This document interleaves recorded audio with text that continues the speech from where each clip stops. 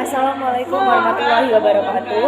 Yang terhormat pada Abi Hanif dan Tidak selaku pengasuh Pondok Pesantren Seperti Kemala Barat dan Tidak. Yang terhormat kepada Mas Amik, Mas Awani, Zara Ningriya dan Kamila. Dan yang terhormat kepada pengurus dan guru-guru dan kepada Mbak Rifki sebagai menteri generasi. Dan yang terhormat kepada anak PSN di rumah, semoga sehat selalu. Dan kepada teman-teman saya cintai dan banggakan.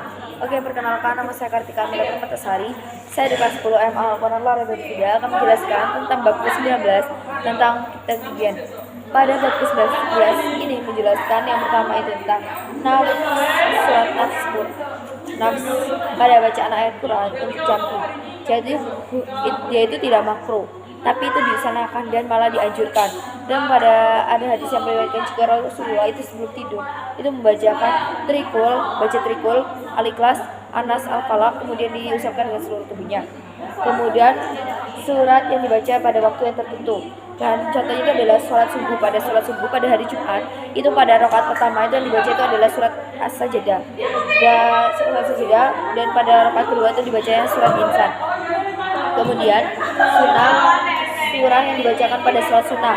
Yang contohnya itu ada witir 3 rakaat.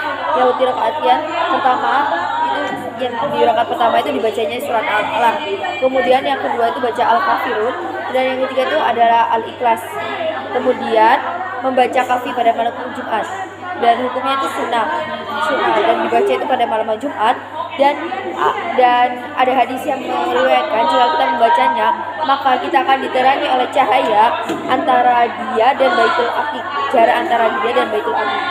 Kemudian membaca ayat kursi. Jadi kita tuh disunahkan untuk memperbanyak bacaan kita untuk bacaan ayat kursi dimanapun itu, di setiap tempat. Jadi itu di setiap tempat boleh dimanapun. Dan lebih baiknya ketika sebelum tidur dan selesai sholat, itu disunahkannya seperti itu.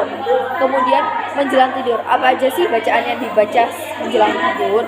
Yang pertama itu ada ayat kursi, kemudian ada Al-Ikhlas, kemudian akhir surat Al-Baqarah, dan itu yang ketiga itu 3 surat tadi itu penting dibaca untuk sebelum tidur. Kemudian ketika bangun tidur, jadi kan kalau sebelum tidur kita tuh ada bacaannya, dan ketika bangun tidur itu ada pula, itu disunahkan. Jadi itu akhir Al-Imran pada ayat 190 hingga akhirnya. Kemudian dan itu menurut As-Sahihin. Kemudian apa aja sih orang yang dibaca ketika surat yang dibaca kepada orang yang sakit? Pada orang yang sakit itu kita harus membacakan Al-Fatihah, Al-Ikhlas, Al-Falaq, dan Anas. Jadi trikul dan satunya Al-Fatihah. Kemudian bacaan yang dibacakan pada jenazah, pada mayit, dan di umumnya itu kan dibacanya pada seperti surat Yasin. Jadi itu disunahkan untuk membaca surat ayat Yasin.